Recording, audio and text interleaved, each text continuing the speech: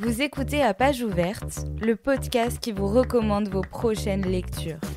Un podcast de Raphaël Mariat. Roxane n'aura pas de désillusion.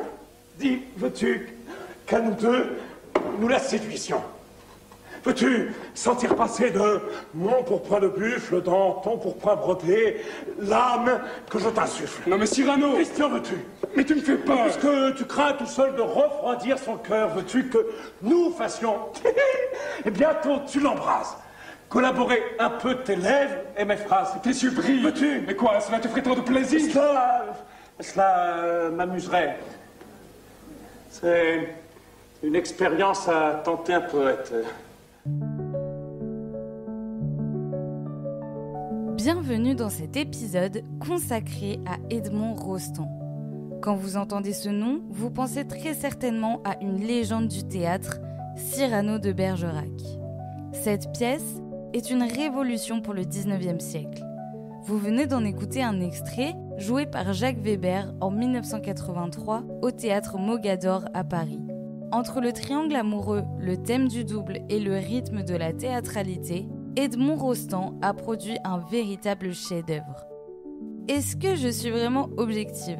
Mais enfin, qui ne peut pas l'être avec cette pièce ? Car même les non-adeptes du théâtre restent, pour la plupart, bouche bée. Asseyez-vous confortablement et laissez-vous bercer par Edmond Rostand.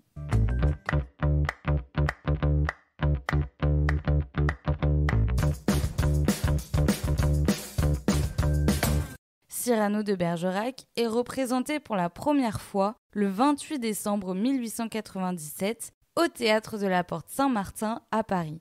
À cette époque, le réalisme, dominant avec Zola ou Maupassant, lasse une partie du public et de la critique.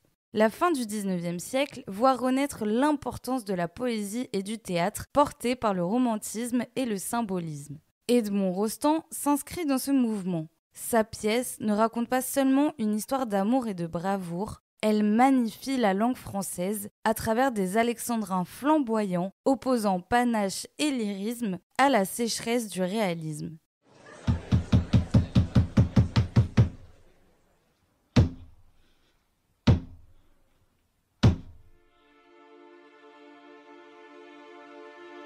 Cyrano de Bergerac s'ouvre avec une mise en abîme, une représentation de théâtre dans une pièce de théâtre. Nous sommes à Paris en 1640 à l'hôtel de Bourgogne. Un groupe de jeunes cavaliers essaye d'entrer gratuitement et parmi ces hommes se trouve Christian de Neuvillette. Le lendemain, il doit intégrer le régiment des cadets. Il avoue à un de ses compagnons qu'il est amoureux de Roxane, la cousine d'un certain Cyrano de Bergerac. Mais la jeune femme est promise par le comte de Guiche.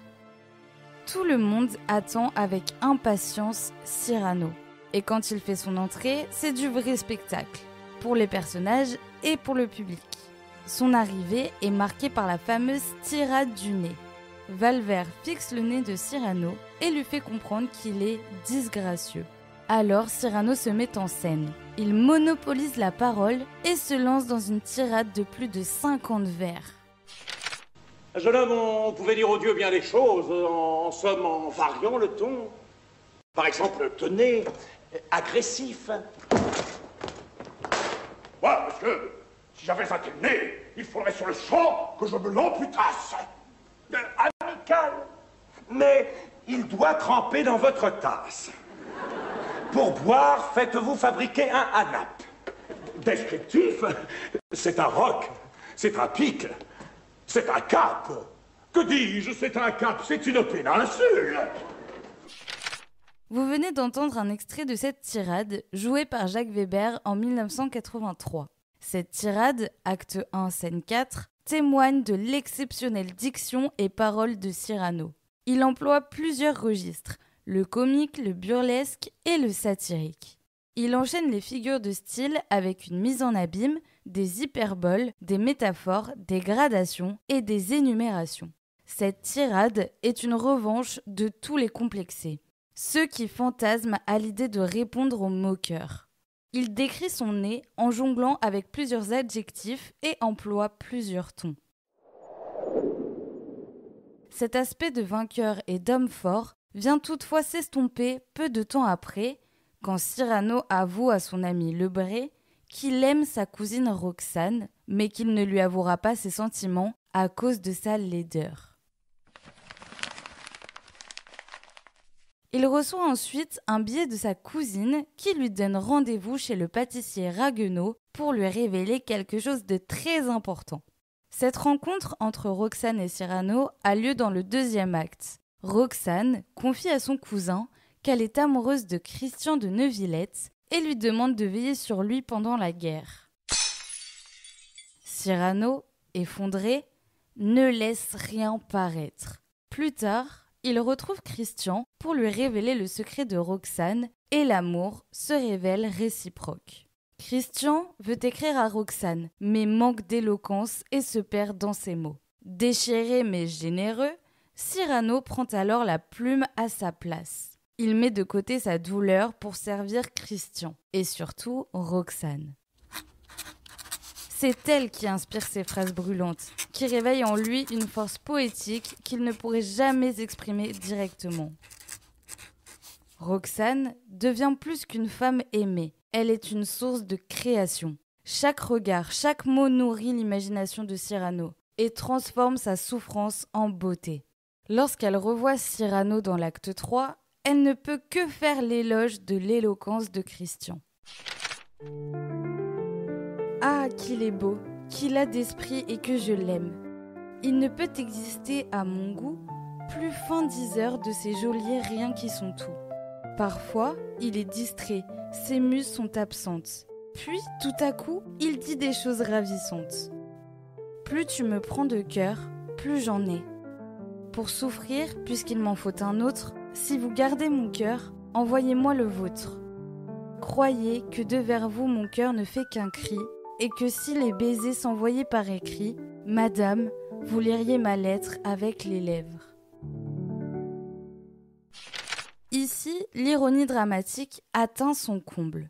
Roxane admire l'esprit de Christian à travers une lettre qu'elle croit être de lui, alors qu'elle est en réalité inspirée et écrite par Cyrano. Ce dernier, tout en feignant l'étonnement et en posant des questions, est contraint d'entendre son propre génie attribué à un autre.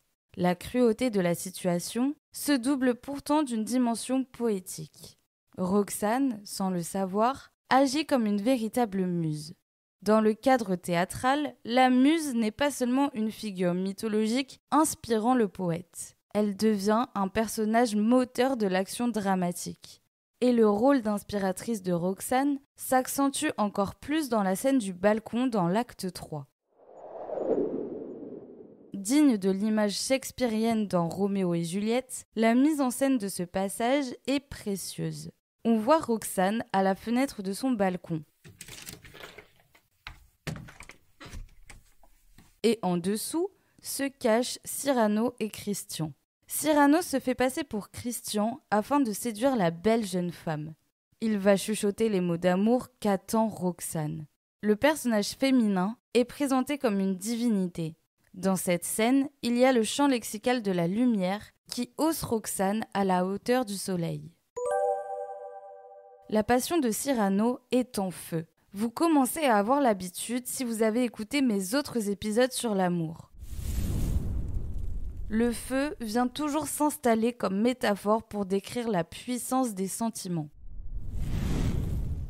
D'un côté, ces images lumineuses, éclatantes et chaleureuses évoquent la joie, la beauté et la plénitude. Mais cette luminosité contraste avec l'état réel de Cyrano, qui ressent à la fois admiration, désir et douleur. Et la souffrance de Cyrano instaure le pathétique. Au théâtre, cela signifie qu'un personnage suscite la pitié ou la compassion chez le spectateur. Certes, ce sentiment qui m'envahit terrible et jaloux, c'est vraiment de l'amour. Il en a toute la fureur triste. Et pourtant, il n'est pas égoïste. Ah, que pour ton bonheur je donnerais le mien.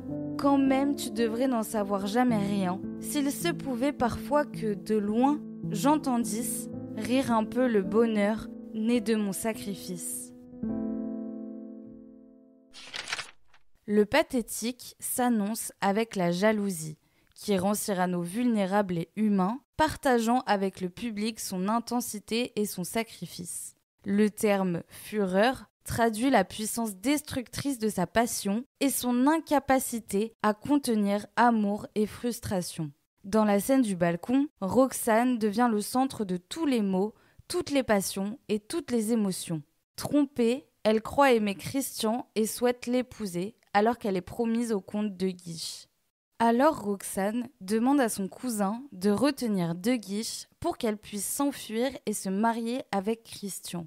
Cyrano retient De Guiche, mais ce dernier découvre la supercherie et envoie Cyrano et Christian au front. Pendant le siège d'Arras, les soldats souffrent de faim et craignent pour leur vie. Cyrano écrit, au nom de Christian, des lettres d'amour à Roxane. À leur grande surprise, elle arrive sur le front avec un ravitaillement. Elle nourrit les corps, mais aussi l'espoir et le courage. Roxane devient le cœur vivant de la scène, soutenant et donnant vie aux hommes.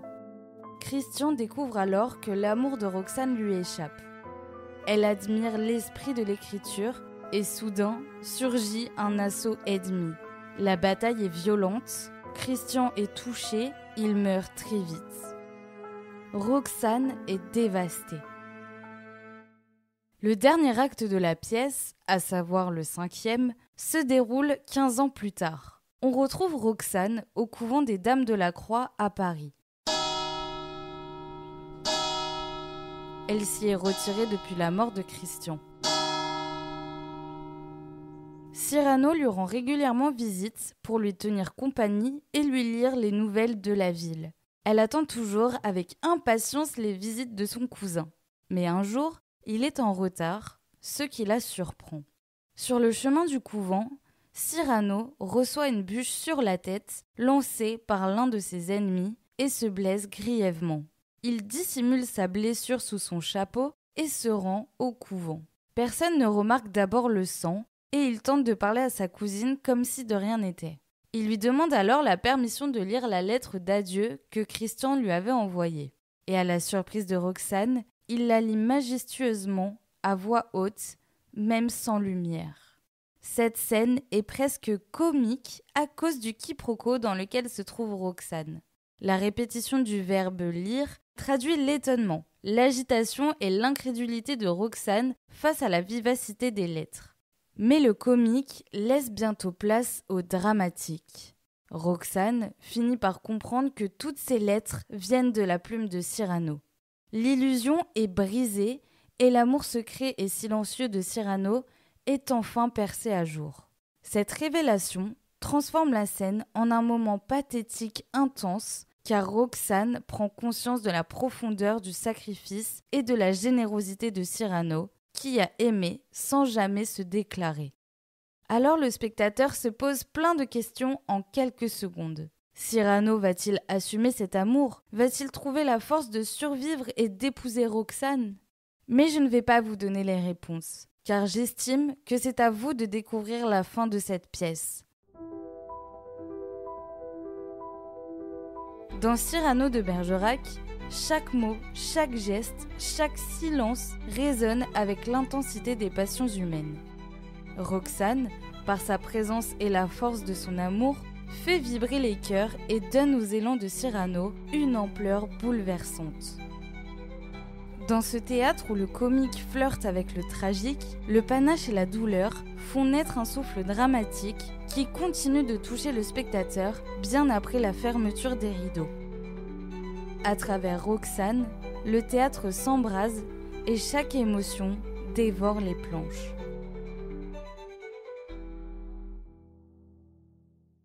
Le théâtre est un lieu où tout paraît possible. Si vous avez envie de lire de la passion, du courage ou de l'audace, voici 3 ouvrages.